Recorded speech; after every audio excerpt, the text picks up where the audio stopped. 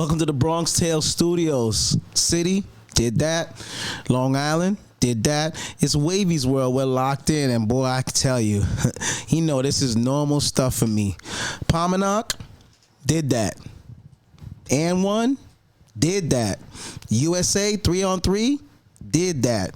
OBL, did that. Leaky Roof Day, did that. I got 700 more, but I do not have that much time to go through every single one. Leaky Roof is here in the building. Please protect your ceiling. The water is gonna drip. Pause. That's the word. Good to see you, man. Good to have you here in the building. A lot of normal constituents that you see, of course, H2O, Slim the announcer, top 5 in the building. This is real epic, and trust me, all the gentlemen from Cookies and Zaza would be very enamored with you guys as well too. But we're lucky that we're here at Wavy's World. Everything's out here. Shout out to my man Heck, Bronx Tale Studios. Leaky Roof, we're gonna get right to it. So we don't want you to even think or play around at all. Who's the last person you killed on the basketball court? Don't be afraid. Tell them. I don't know. I don't be knowing a lot of people's names. Keep it real. I'll get the Instagram. It's fine. I'll figure it out. Where was it? Rucker Kingdom. One of the other Rucker Kingdom. Yeah, one of those. One of those. Yeah, they've been getting my best games. Or West 4th. Good. Well, we'll talk about all those points, and man, Leaky Roof, make sure you get that mic closer to you right there, so you can get you're locked in as well too. But since you brought that up, that's actually one of the things we have here as well too. West 4th, what's your highest point interval at West 4th? Tell them. Like 73 or 74. 73 points. I don't. Like yikes. I don't know if there's 73 people on this block, but 73 points is certainly lucrative, and just to get you comfortable and going in. First of all, you had a game tonight at Rucker. How was that? It was cool. We didn't win. We could have won that game easily, but it was just a lot of hero basketball when it wasn't supposed to be, and you know how I get. Right, and we don't want to go into that because H2O is a scout trainer and he doesn't love the hero basketball life, and we'll talk about people who play basketball and not play basketball the right way. But a few weeks ago, you had a great event, Leaky Roof Day. Me and you've been together doing so many things at the Takeover Tournament with Prime Focus, and through Crunch Time Basketball. I remember the first time even covering you with my man Sweet Lou. At a basketball game when we was in Westbury, and so on and so forth. But you've made so many strides, and H2O is also going to interject that too. We're going to definitely let the audience know the connection between H2O, Ballin for Peace, NYC Elite 32, the USA 3-on-3, how that got acclimated. But just give everybody, your brief synopsis, whoever doesn't know, of where you're from, your journey, basketball, high school, how you took it there, and the N1 circuit, how everything came to life. Oh man, that's it's an epilogue. Don't worry, we could be here till 2 a.m. No problem. Yeah, to start, I'm Leaky, if you don't know, from Queens, from Flushing. You know what I'm saying? Originally from Queensbridge, but I moved to Flushing when I was young, and I live in Pomonok now, so that's really home base for me. I started hooping when I was young though, like really young. You ask my mom, she'll tell you I was dribbling the ball before I could walk. Wow. Like for real. Like, and ever since, nobody really put the ball in my hand for real. It was just always there, and I just kept hooping. Like, and then I was doing other kid stuff like skateboarding and stuff like that, and I wasn't taking the game as serious. I caught on to the game real late. Okay. And I was like 15, 16, and I really started taking the game serious. And I went to 2 bullshit high schools, but the say them. What school I went to? RFK High School. And then I went to a transfer school called Queens Academy. Right. Yeah, but like when I say bullshit, I don't mean like they weren't good academically. I mean like for basketball wise. Like, correct. Okay. School at all, but they had basketball teams. I didn't play my first 2 years at RFK. Then I went to the Queens Academy on Linden. Yeah. And I played 2 years there. Yeah. And then Matter of fact, I left. I don't want to sound crazy. Is Queens Academy now Eagle Academy? Is that no? Is there a different? Okay, Yeah, it's two different things. Okay, But Eagle Academy Queens, that was the old Allen Church. Correct, Allen Church right. had a The school. cathedral, correct. The cathedral and Eagle Academy, I think they like kind of bought them. 100%. yeah, but my first year and a half, like I did the second half of the year at Queens Academy. I left RFK in half of the year, and I went to Queens Academy. I played that season, and then I played another season on my junior year. My senior year, I went to a prep school with Kev Jackson. Okay. Believe Prep. Yeah. And after that, I went D1. I played in Missouri.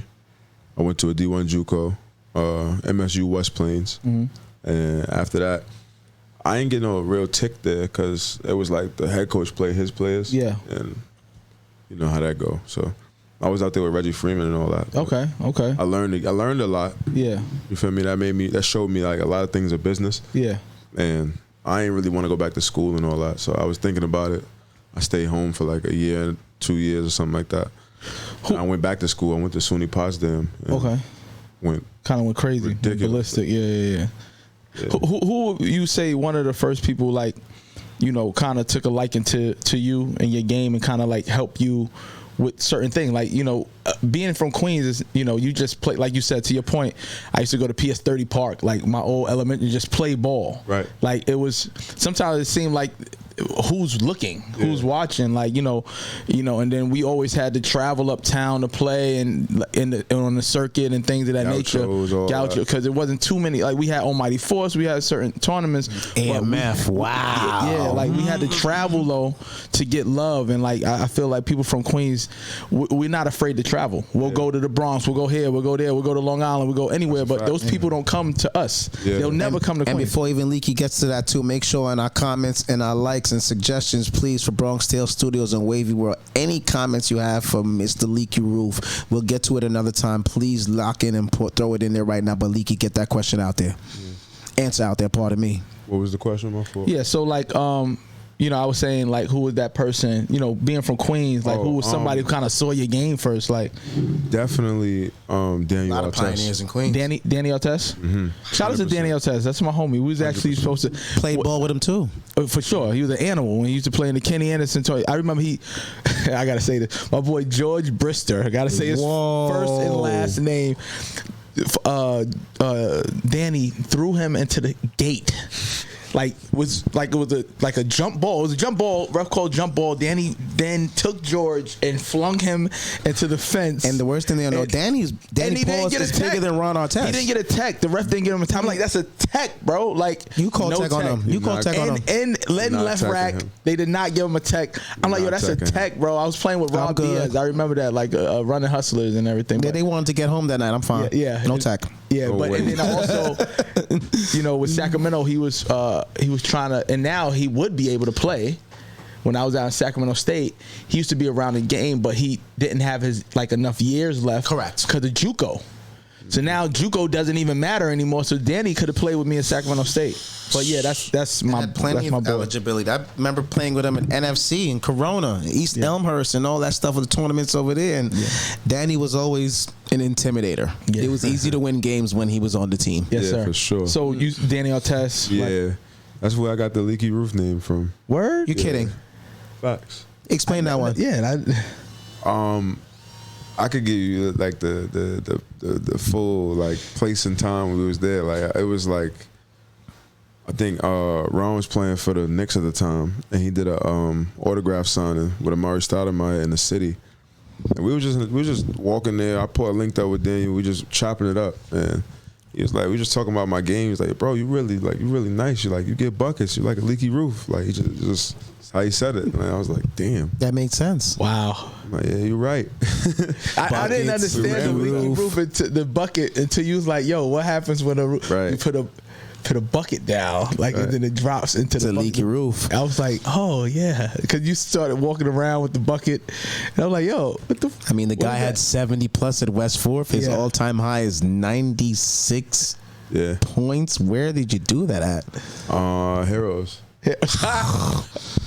Yo, Heroes is crazy, man. That full video is on YouTube. Yo, too. Wow, man. 96 points. Why didn't you get 100? What's the 100? Like, did something stop you from that 100? Yes. Did they stop the game? No. There was a few passes that could have been made that weren't. But You gotta You're get. supposed You to have gotta get 110. That's I what you're missed- I think I saying. You're missed supposed to have I 110. ain't gonna lie. I missed like 3 or 4 free throws. So I'll take that. That's probably me. Yeah. I won't even say the passes.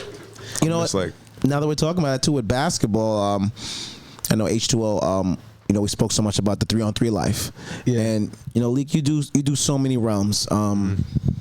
What's that? May 2022. May 2022 for that month, for that year. He had a phenomenal May of 2022. Phenomenal May. His May was crazy. OBL. Yep, he won that. Cha-ching. He flew out with that in Houston. Right. He came to Houston balling for peace. Yep. And then he also played. We needed. should have got that MVP too. Yeah. I was. Who bugging. got it? I don't even know. Yeah, I think somebody just took it. Yeah, somebody just stole it. It's crazy. Everybody from OBL Well, you and won that, like how many baller for peace? everybody in the finals is from New York. Yeah, George Beeman, Leak. Islandwork. and then he also had the USA basketball 3-on-3. Yes, so indeed. So that month was crazy. How did you feel about that month? You being at the Hall of Fame, 3-on-3, Nationals. And on top about how you feel, and Slim, I want you just think about this too while we're doing this here. Explain to the audience the difference between the 1-on-1, the 3-on-3, and the 5-on-5 sessions.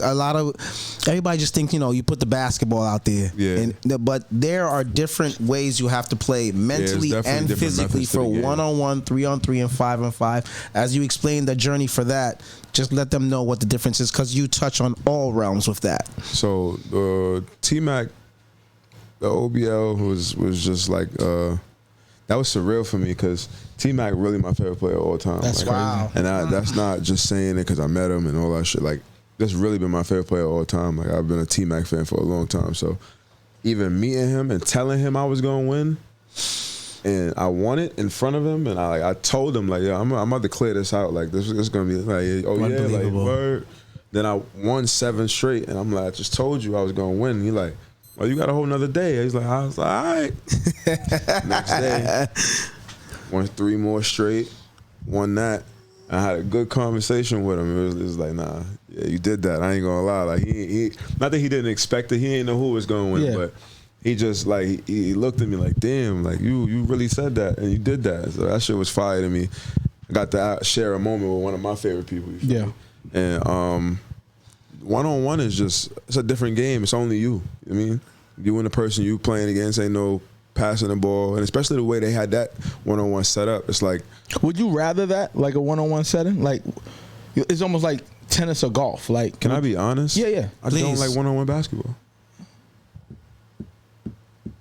That's surprising. And when he's fine with that though, yes he does. Yes he does. And No, it's not. Send a check. It's not. I'm talking about what it's become. Like, it's dope to put it on a platform and these people play against each other, but it's just like, in certain, it just depends on the setting. For Would you play in the big 3? Could you see Core? yeah. Dude, Core. He was Nas. What's it?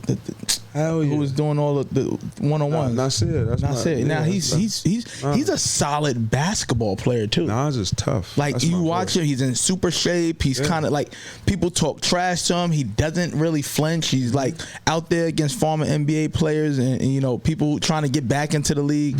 And he plays, I look at all that stuff when it comes down to basketball. And seeing players like that and like yourself would like.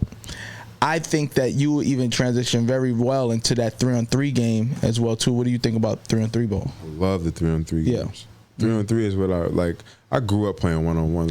Let me correct my statement when I say I don't like 1-on-1 basketball. Like I said, I don't like certain settings. It just got to be like in the right setting and all that. People don't make it a game when it's just you and them going at each other, tackling each other. I don't like that type of game. That shit is not 1-on-1. Yeah. That's just going to see who going to win the game, the best fight. Physical. But 3-on-3, it's so many switches, so many like different angles of the game. So that shit just looks different, and it's fast. Like the USA 3-on-3 is very fast. Like you told me it was fast, but that shit was fast. Like, once the ball goes through the net, you're already in another play. You feel me? Like I was saying, the OBL was set up a different way. Like it once you shoot the ball, there's no like clearing the shot clock. The shot clock don't reset. You feel me? It's like you shoot the ball, it come off. You got 12 seconds to shoot. It come off. You get the rebound. Still 9, 8, 7. Keep going. After you shoot, it does not reset. Wow. Unless the other person gets the ball. That's how. That's from what I remember when I was playing. That's like you got 12 seconds. So even if it hits the rim, you get the ball back. You get the ball. If you shot at 2, you're talking about the offensive team. Still go back. Yes. Right. Okay. The clock don't reset. That's crazy. Basically one. You only got 12 seconds. Yeah, that's crazy. That's crazy. Well, you know what? While we have that time too, a lot of queens in the building. Yes. Big queens. A lot of queens in the building. Everybody doesn't have Nas in their cell phone. So with that being said, explain the connection between you and H2O. H2O has a very vivid story about how you guys got acclimated the USA, the 3-on-3, and on top of that, not only explain your connection, but you just briefly spoke on it. Explain the type of conditioning and the endurance that you have to be in for 3-on-3 compared to a 5-on-5 or a 1-on-1, because that 3-on-3 Olympic setting, how we talked about it, is so rapid, especially after the possession. What is the difference that an athlete has to be in, and of course the connection before with you guys? Before he answers that, I wish that I was able to get to him earlier with the 3-on-3 game. Really? Because this first time playing with me when the 3-on-3 was at USA Nationals. It was at the most intense. You have the best 3-on-3 players in the nation. In the stratosphere, absolutely. So I wish that he was able to play, because his game can fit that. And we won games, but it would have been a lot better if he understood the game. Because trying to explain that game on the fly is well, not you mean not understand the game, but the rules of the rules. 100% right. Not the same. So 100%. You check the ball up. No check. It's 10 minutes. Game 21 by 1s and 2s. It's quick. One timeout for the entire game. Wow. So I kind of I've been playing 3-on-3 since 2012. Me and my brother. And then if he again being around that game way earlier. You already patent for it. Yeah, but you can go into that that whole 3-on-3 setting was fire. Just where we played at, being in that gym, going as hard as we was and winning games, and it felt like us having a chance. That shit felt good, man. So, and especially throwing on a USA jersey, that should just feel like it's just different. Yeah, man. Representing the country. It's gonna be a feeling like no other when you do it. Yeah. Representing the country. Yeah, but then you're also playing for something. You're playing to go here and get a qualifier here. It's super dope. Shout out to USA Basketball. Shout out to 3-on-3. But it feels good. The thing about it, some people, they'll put money, right? Some people don't even like to play for money. So these leagues that put all this money out there, some people don't even want to play in it because that's not what we're trying to do. But I did hear a queen in Harlem may do $250,000. I think I might get back in shape and go from reffing and go back playing. The price is up next year. Yeah, so I think we're already up. ADC Viola, shout out to them for they won? Yeah, ADC Viola won that $100K. Okay. I know my Shout man out to Kyle. Circus and all of them, man. My man Kyle Harden, Queens Long Island cat too, I believe. Got some of that. A lot of people got that mugga. 100,000. 100,000, wow, man. And then I still see people saying, "Yo, what's up with Queensbridge?" I'm like, "Yo, y'all still want $5,000?" When people are putting out, but they still love 100,000. It's like I didn't want to do Queens Week, but that showed you what you build though. Yeah, but they still love it. They're hitting me up like, "Yo, you gonna do it or not?" I'm like, I guess, you know what I'm saying? But when people do, so people putting up 100,000, 50,000, 20,000, but they still love the game. The game is, I love people who love the game. You know what I'm saying? But yeah. Guys love to compete. I think that too. Guys love to compete. I mean, you never have to cahoot somebody with capitalism. So of course, 5,000 is not the equivalent of 100,000. But when you really love to compete. Sure, I mean, you'll find out to get out. I'm telling you, I'm doing the 5 AM Brotherhood, and they just started up, and it's $5K, but it gives the opportunity for those guys in Suffolk County who might not be able to go to Rucker, right? Who might not be able to go to Watson, to Gersh and all those stuff, to be able to make those monies and those are the platforms there. So they'll always be ready to compete when it's that time. And Leaky, a few weeks ago, you 5th annual. Leaky fourth. Yeah. We're transitioning into the 5th for next year, which means that's gonna Cinco. That's gonna be a big year, big number. And 4th annual Leaky Roof Day. Just what made you decide to do your own form of your own day, and just let the audience knows the work and the years on the growth? Because this year was standing room. Every year it's been standing room only, honestly. Yeah, I started it in 2022. I started Leaky Day in 2022, and I wanted to do something for my neighborhood. Like, I felt like my neighborhood is... Big shout out to my nephew, my pup from Pomonok, Cheyenne, and what's going on with him too as well too. That's my pup. Word. Nah, but we I feel like my projects just didn't have a athletic outlet, and I didn't have when I was coming outside, we was always playing ball. Old niggas playing ball just outside, cool. Like, they didn't take it as serious, but they was really hooping. We go, when you in the hood, you go hard against your best friends. Those are the best runs. Those are you feel me? So I'm outside watching niggas hoop, and I'm like, yo, we ain't never had no tournament out here. Then I get older, I'm getting better, and once I get to a point where I'm like 17, I'm throwing it, I'm shooting that shit from wherever. The park is cleared out. Like, there's nobody there. Like, I go to the park, I'm like, damn, we ain't got no basketball out here. So I'm asking the older bros, like, yo, what's up with a tournament? Like, what we doing? Like, we got all these courts right here. What we doing? And it's like, yeah, think about it. You know what I'm saying? Shit just never happened. You feel me? So I got older, and I got in a position to be able to put a light on my neighborhood that people would be like, huh? What you say? Where Absolutely. you from? You feel me? Huh? That shit get annoying for real. Like, it's like, all right, I'm gonna give y'all a reason to understand what this is and where we at and what we do. Some of them don't even know that black people live in Pomonok and live in Flushing. They think, that's what I'm saying. demographically wise, if they don't know, they think that, like, no, there's people of land and black people that are out there. Everything is not the 7 train off of Main Street. That's a you understand fact. what I'm saying? So Flushing is a big infrastructure that that stretches. You could be at Pomonok at one places and fly 15 blocks, and that's Jamaica, Queens. It just depends on where you're going, but continue to go from there. That's a fact. But it's just, so I did that in 2022, and the next year I got a proclamation for Leaky Day, so now it's like a actual holiday. And That's fire. That is amazing. Yeah. That's fire. Thank you, bro. Yeah. And I just been continuing ever since, man. It's just to give something to the kids in my neighborhood, to give something to the families, and let people see what you can be coming from this neighborhood. Correct. You know what I'm saying? Correct. Just you can give back. That's all I want to do. You know what I mean? Give back to the people and let them see the people I meet and put back into my neighborhood. Make people that I meet connections, and they all help me give back. You know what I mean? You I'm gonna do more homework after this because I'm a nerd, but you might be the most prevalent and known person from Pomonok in the history of Pomonok houses. Damn. And with that being said, I'm still trying to, I'll hit Google after Hector take the camera off me. But you might gotta Google that up. And one. Mm-hmm.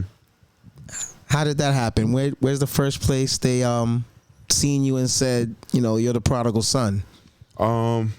I met with a few, Shane the Dribble Machine. Like, he seen me play right. before. He just and H2O, you remember him in the commercials? Shane, all of the guys, man. Yeah, we followed each other on the gram, and we just made a connection there. He was like, "Yo, you got that shit that, like, you feel me? I get the vibe from you. You feel me? Like, I appreciate you."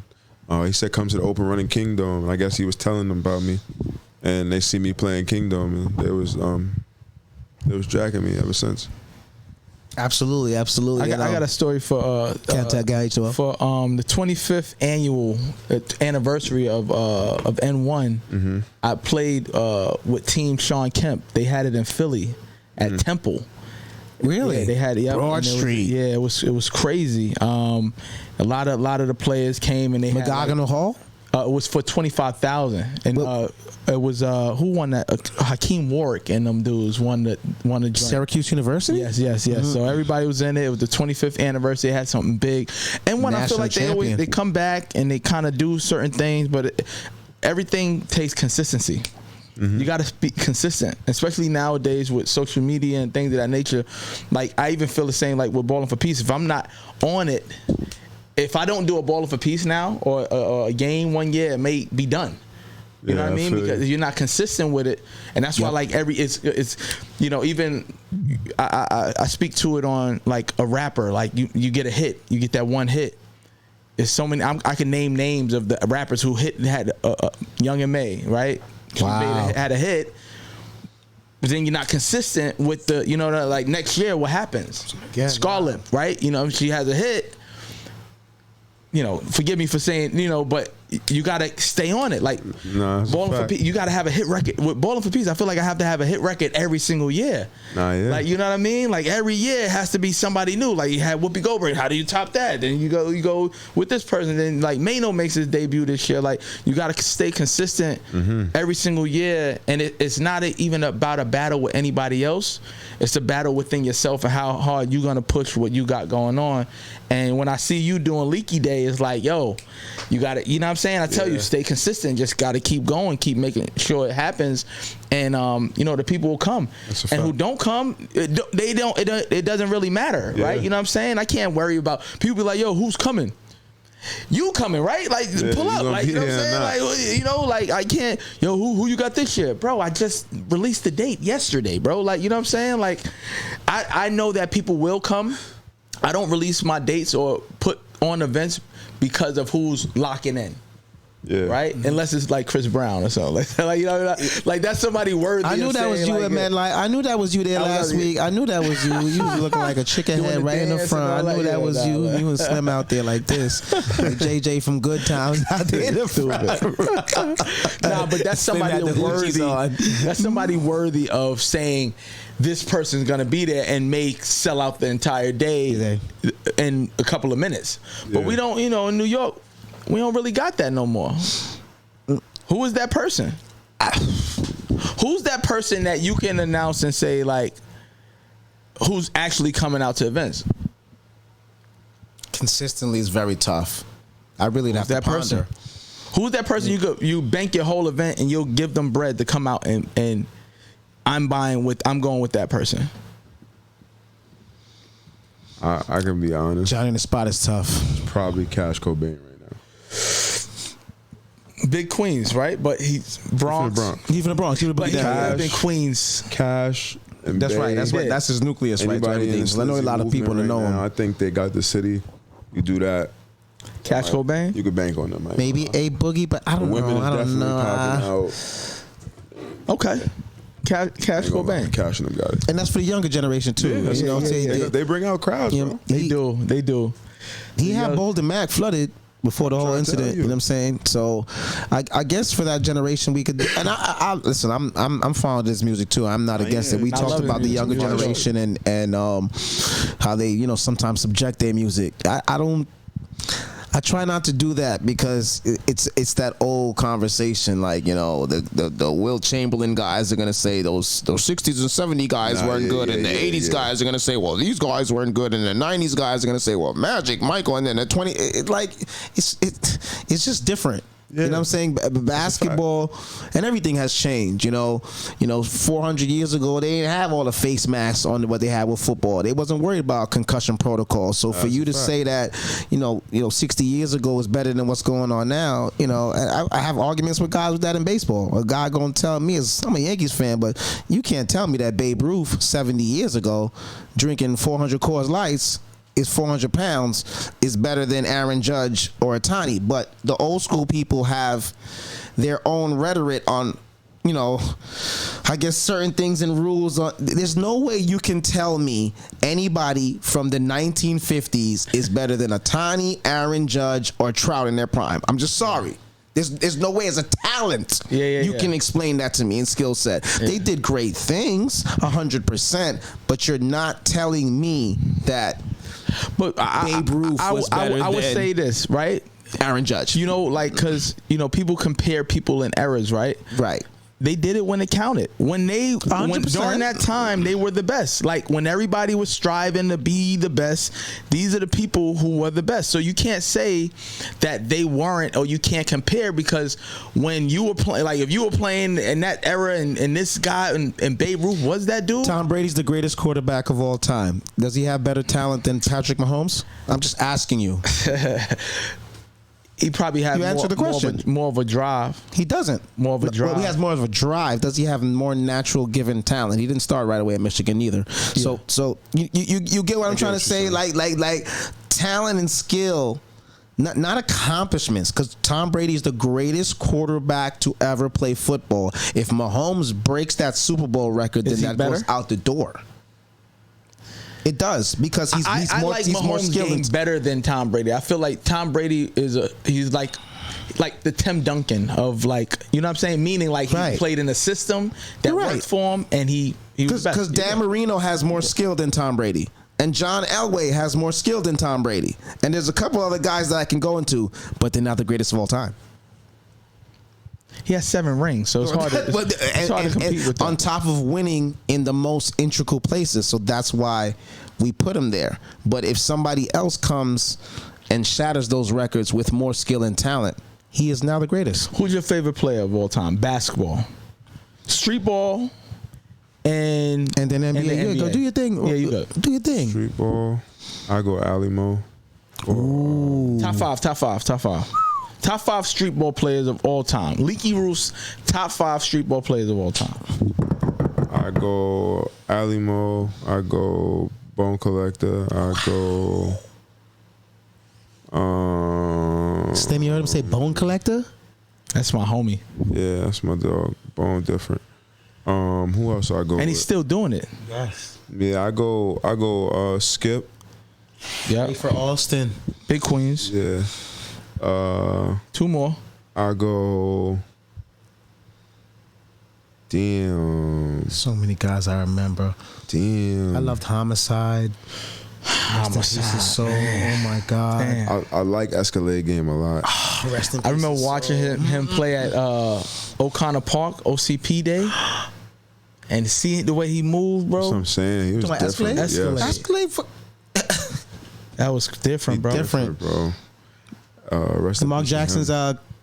brother, right? There we go, right? Wow. Yeah. So Escalade, you put him? Yeah. Oh, so that's 4. One more. And give me. Damn. I want to say a list now too, man. I want to say a streetball list. You should see Slim over there. I think he's Just writing give it me down. hot I think sauce he's for the writing it era. down without a pen. It says hot sauce for the ever. So that's Alamo, He had an error. Alamo, He said Skip, Bone Collector, Skip Chimalu, Escalade, and hot sauce. I would go. One of my favorite streetball players all time. He gets overlooked. He's a super legend. I would go Speedy Williams. Oh man. Speedy. I used to remember going to Utopia Park watching the 35 and over, and watching Speedy play Above the rim. above the rim. Speedy, of course. Speedy Williams. He's like a legend. Like, we're gonna get him here too. Yeah, Speedy Williams, Rayford Alston. I would go. One of my guys. Again, I'm going off of people I actually went and watched their games. The eye test. The eye test is key. Like Skip, like, you couldn't get in the Rucker. You couldn't get into the park when he had it. It was like hearsay. It was like, yo, Skip's playing today. It was like, and this is before the internet. Like, people would just like get there early. You wear your white tees and all that. Like, it was crazy. Like, Skip was a legend. Like, he was bigger than the league. Like, so when And he make sure made we the drop that league- in the comments too, man. Anybody top 5? Yeah, top 5 Top 5 street ballers in the history. We always talk about NBA. If you know about the top 5 street ballers, drop those comments as H2O keeps thinking and pondering Skip. about that. Speedy Williams. Number 3, I'm gonna go my guy Antoine Doby, Antifreeze. Antifreeze, when he was playing with the Money Train, crazy time. Who else? Man, Big Strick. I was just about to say that. Yo, he was street Finish ball. your breakfast. Finish your breakfast. Yo, Strick was a animal. man, So many of them. Headache. and then I'm gonna go homicide, man. Homicide was a rest in peace. Homicide. Oh man, that was a bad man. Damn, yeah, That was a bad man. that's my 5, man. Those and there's Dykeman so days. many more, bro. Like so many guys. Junie Sanders, like who won the Future, Headache. I mean, Future. Definitely I had honorable mention. K. Reed when he was I had playing. Future play in this year's Ballin' for Peace this Word. year. Yeah. Like I love to see, like that's how, like I don't care because I feel like, yo, these are like legends to me. Like even people who I played, like my guy The Problem, playing against him, like Steve Bird Jr., Kiki Clark, all of them, like during that time, Idris, Too Hard to Guard, like, De Leon, Brandeis High that's School. the era that I, you know what I'm saying? Like, even I had to battle against him. He was at Eastern Washington when I was at Sacramento State. Like, he was with Rodney Stuckey. Like, these are things that are, like, kind of crazy, like, when you think about it. You know what? Slim for a second. Slim not on camera, but not on camera. Can you... What is one of the most craziest things you probably seen Leaky Roof do in a game? Because come on. Come on now. And he does it so crazy that it becomes like normal now. Like I mean, I seen Leaky Roof at crunch time throw it up one time just like this after getting foul flip. I didn't know how to call it no more. I didn't know if it was a pass shot, everything. He made the shot. I mean, I seen him do that thing that went to sports and when he threw it through the leg off the glass. Oh my goodness! Right for the dunk in the game. Was that Leaky Roof thing? That wasn't even. It was a regular run. Yeah, same park though. Let's go viral. Yeah, like I mean, you've done so many things just to captivate Queens and New York, and God bless what you're doing with And One, and to continue to keep the culture alive. Make sure you keep doing what you're doing in your community too for the kids and everybody. Queens, you know what I'm saying? For Queens. So I rock with him because I don't really know too many more people. It's not many. From Queens, right? So like for myself, like when it's like, and I don't care to like, I don't care to even play and this like. So when I kind of like was like, I'm like, yo, he got to do it, and I told like, yo, he got to beat Queens. Well, what did you, besides basketball, what did you see with Leaky that made you believe? I was playing against him. I mean, I used to play against him in like the IS8 leagues and stuff, and I still win. Like, you know what I'm saying? Like, we just had good teams. You're such a jerk. No, I'm saying, like, but like it's almost like bowing out gracefully without even giving up. Like, just here, like I see it. And I know I'm not one of those players who be like, yo, there's players who I played against in Queens, from Queens, older dudes who never gave me the rub. And I was way better than them. I remember when I played at Almighty Force, I used to play up. I used to play up in the Pro-Am. And I remember Rodney Pete. Ooh, okay. Fucking hits me so hard out of the air, bro. I'm going up killing him. You going for a layup? And hits me into the poles on left rack. That's a slim foul. I'm like, yo, fam, like, yo, bro, like, I'm going to school, bro, like, you know what I'm saying, like. Slim used to do. This is the foul. thing that people from Queens did to people coming up in Queens. Right. That's wild to me. So I never would do that. I'm gonna compete, but I'm not trying to hurt somebody. Yeah, no, not. We're trying to play physical and tough, but not trying I'm not trying to hurt somebody. And I never forgot that. Even that I see him, oh, what's up? But I never forgot it. So how you currying that one now? It's real. Like, you know what I'm saying? That actually help me, but I never moved like that. So if I see somebody on the uprise, I'm going to give them knowledge. Like, yo, what's up? Like, yo, come do this, do that. Like, and I don't know who else is from Queens. Maybe I'm just out of the loop, but who else from Queens kind of like putting on for Queens, even uptown and stuff like that now? That's a fact. We really have to. And I remember going to top. games, getting 50, leaving. I'm by myself. Word. I didn't have an army around me. I remember playing against Kimber and all that Dykeman and going home by myself. Wow. And I think that's the biggest thing, especially when you've seen. What was Leaky Day? Was that July 25th? What was the actual day on that? What day we were supposed to call it? Was it August? It was the 26th this year. The 26th, right? And you can see the growth.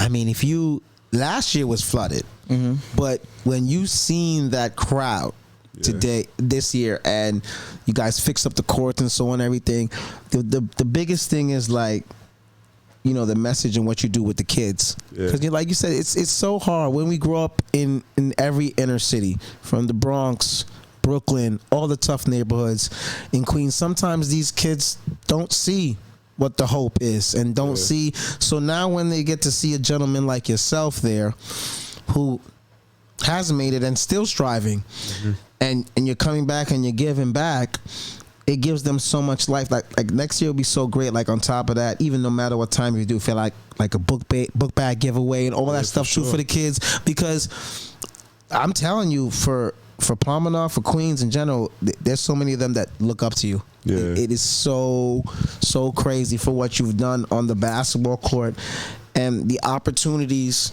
that you worked hard for. Because sometimes everybody doesn't notice you right away.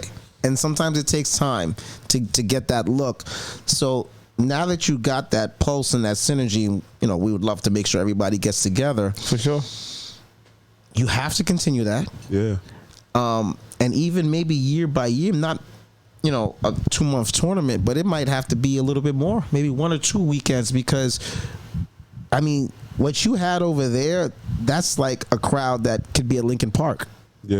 You know what I'm saying? That's a crowd that gets navigated at the NY Classic. I mean, the barricades, everything was filled out, and you're touching so many people's lives. Right. So just speak about, not only basketball, you do music as well too. I talked about Cheyenne as well too, who played and was an absolute monster as well too. He found a way to take it into fashion in so many different realms. You could speak about some people in your community and culture that's around you that are doing things as well too, and how you interject to help everybody else. Like, being from Queens is so many avenues you could take.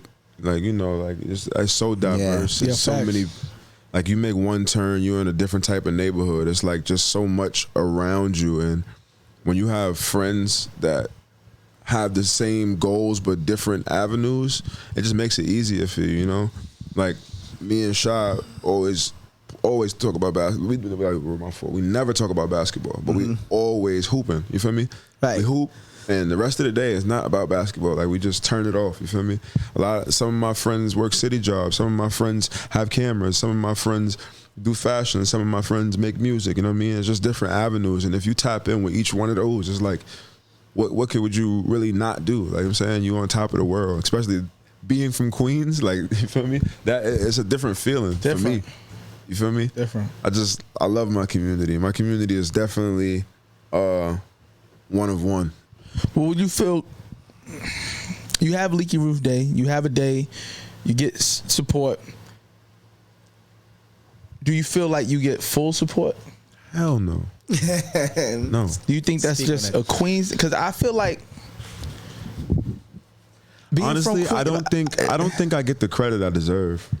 I've always felt like that. I don't think I get the credit I deserve, but I feel like people do less and get way more. Yeah, there's people who because they have a crew of people shouting this out at the top of their lungs, saying that this person's the best. Meanwhile, they're so mid, you probably killed them and destroyed them.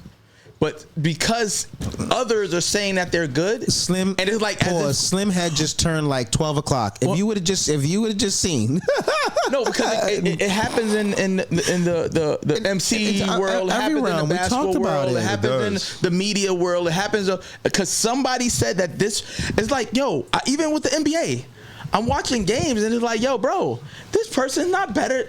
How are you trying to tell me that this person is better than this person? That person. So that's why, like, even with the Knicks, like, not to bring it back, but watching the Knicks play, no, real talk, I would say, like, the Knicks are better than a lot of these teams because, first off, they don't load manage. They go to work, and I'm watching leaders. Like, when Jalen Brunson got to the Knicks, I'm like, oh, we're going to win. We're going to make the playoffs. As he was.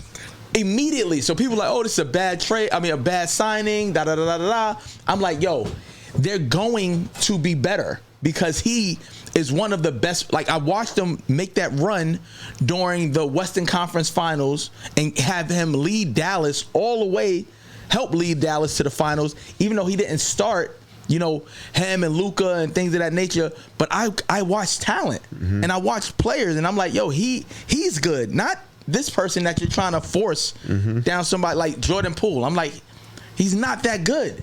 And as you can see, when he left the Warriors, Washington gave him all that money, but it's going to eventually show up. Yeah. You know what I'm saying? But, you know, at the end of the day, when you're a visionary, you can actually see stuff, and people can't tell you anything. Yeah. A lot of time people try to tell you who's the best, who's better. But if I played against somebody and I watched them and I'm like, nah, this dude the eye got test. it. Yeah, 100%. That's why I've stopped doing that with basketball, even with social media. Like, Instagram can't really prove to you how good that player is. I'm not gonna lie. You have to eye test.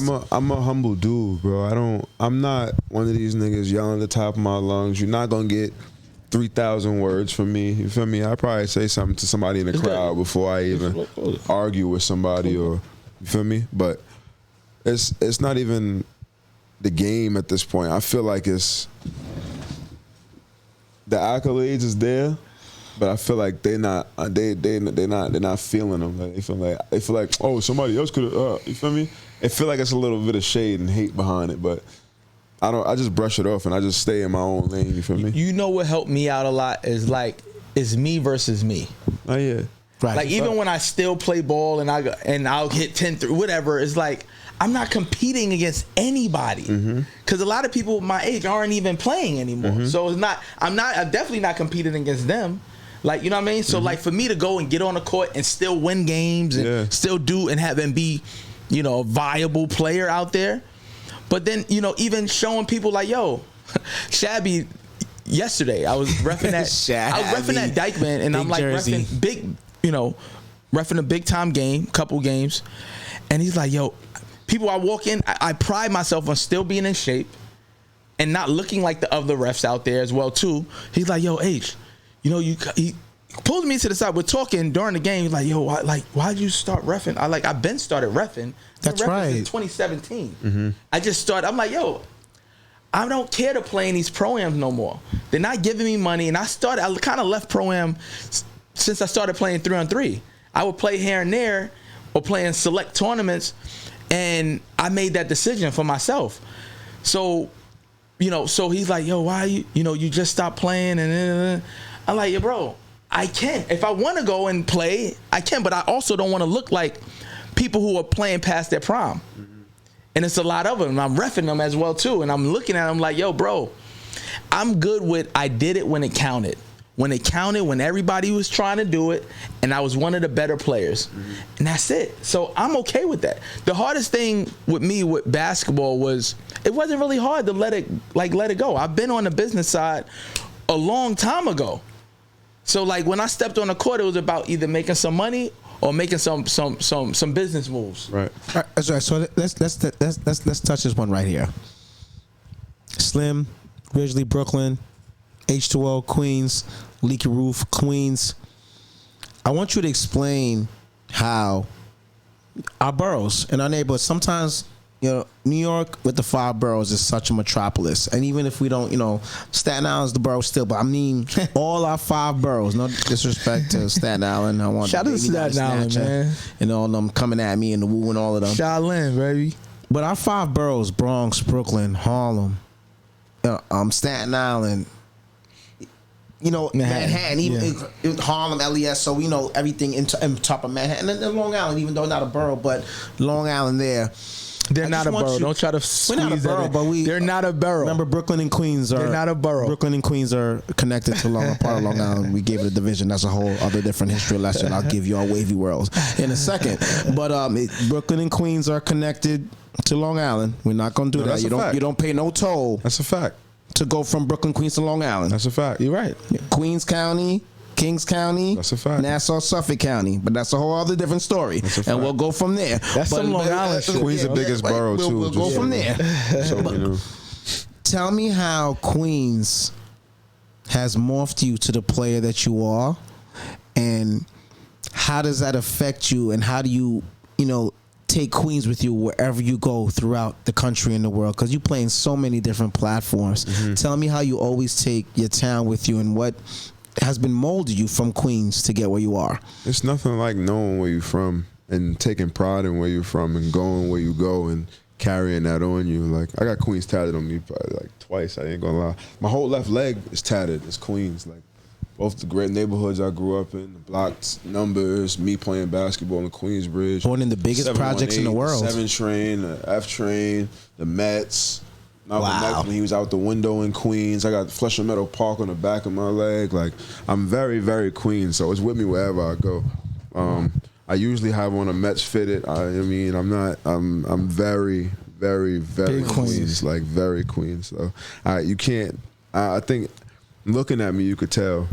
You feel me? I think that's how hard I go. You know what I'm saying? I go hard enough for you to look at me and tell I'm from Queens. You feel me? That's how I carry it with me. How were some of those meetings with Anwan? Like, how did they even present themselves to you, and how did that work out?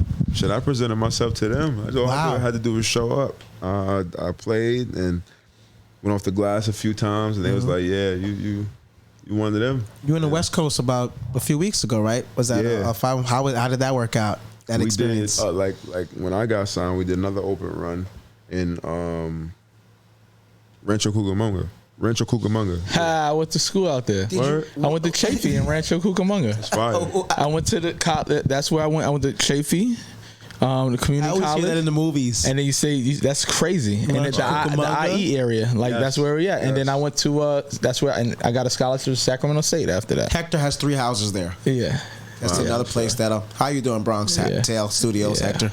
Got 52 houses, that guy over there, 72 countries. Shout out to Coach Klein, Jeff Klein, man. That's my coach at Chafee. He's still there. Wow, really? Yeah. That's crazy. See, even another, I didn't know you was out there on the rancho. Hey, listen, we're getting close to almost to the end of everything. Mm-hmm. And, Leaky Roof, I just want you to make sure you tell them your platforms on Instagram, social media, what you're doing and everything. That is the last 2-3 minutes. Make sure you get the epilogue for that. You can follow me everywhere at LEAKY_ROOF. All music platforms too, Leaky Roof, everything, man. YouTube, all that. Something you got coming up too. If anything that you want the people to know, events, anything like. I'm doing a lot of traveling, man. Mm-hmm. I'm about to go to Italy. I'm supposed to be going back over the water. I'm just not sure when. So I got a lot of stuff coming. What's going on in Italy? I'm gonna do a back to school drive. I'm trying to hoop out there. That'd be amazing. That's a fact. And tell whatever I can do to help, let me know. Of course. Yep. Please. Yes. Tell them about the back to school drive. Anything you're doing as well too for the kids. I'm planning one. It's nothing set in stone yet, but I definitely want to do one. It's just a matter of people sponsoring the bags right now. That's really it. But that's it. I take care of the school supplies myself. I tell you one thing. It's easier. People may think it's harder when you're actually playing to do these things. It's easier. Yeah. Because you're connecting and meeting people all the time. Daily. Like when I started Queens Week, I used to play teams, give them a flyer, right, to come to Queens Week right away. Like, so it's easier when you're actually still doing it. Right. It only gets harder when you're kind of completely away from the game. Like even with refereeing, that's how I got to get a lot of the youth teams and everything to play in this stuff. So, while you're active, keep being a business minded person around that as well. Definitely. Too. So that's it. Absolutely. And to get one of the last recaps of, I want you to think about it as well too, because of course it's NYC Elite 32, Ballin for Peace, Wavy's World. But what does peace mean to you, or what is peace to you? Whether it be a figure, a person, a moment. What does peace mean to Leaky Roof, and so on and so forth? Peace is being able to be free, you know what I mean? Being able to do what you want, you know what I mean? And in your own world, you know what I mean? I'm usually there, you know what I'm saying? So it's like, peace is me chilling, spending time with my daughter. Peace is me making money. Peace is me being able to relax because I made some money. Peace is, you know what I mean? Like, just it's not about money, but money is definitely 100%. A part of it, you know what I'm saying? Yeah. And freedom, man. Being able to be free. I feel like when you out in the world and you get to live your life instead of being a part of your life, you know what I mean? Got to separate certain things, you know what I mean? It's definitely a piece to that, you know what I mean? Yeah. That's definitely a piece to me. Being free, for sure. Right, so would you rather be rich and famous or complacent and quiet? The fame isn't all that it's cracked up to be. I feel like I'd rather be rich and quiet. And that's a little bit of both. And that's the way to take it. Where sometimes you're famous and you're not rich, and everybody sees, and that can mess up your life as well too. You got to buy clothes that you can't even afford, or you got to keep up a lifestyle. Like I'm cool with being able to come out like this. You don't know if I got $2 or $2 million in my pocket. My last 45 outfits was free. Yeah. Wow. Slim, how do you spell 45? I mean, yeah, free is a good life. And listen, we're gonna wrap it up. My man Hector's here, Bronx Tales Studios. It's good, CMOS. We still love our guys. They're in the building. We're gonna make sure we locking them as well too. Yeah, send some of that in. Of course, yeah. We gotta make sure. I'm gonna talk to my guys. We gotta make sure we send you a couple of that. My man White, the president, was here. Make sure we follow that with the hats and definitely the clothing line. Now. And lock in. Slim, the announcer. Wavy Walk. I'm the voice of Long Island. This has been a great day. Great people in the building. Appreciate y'all.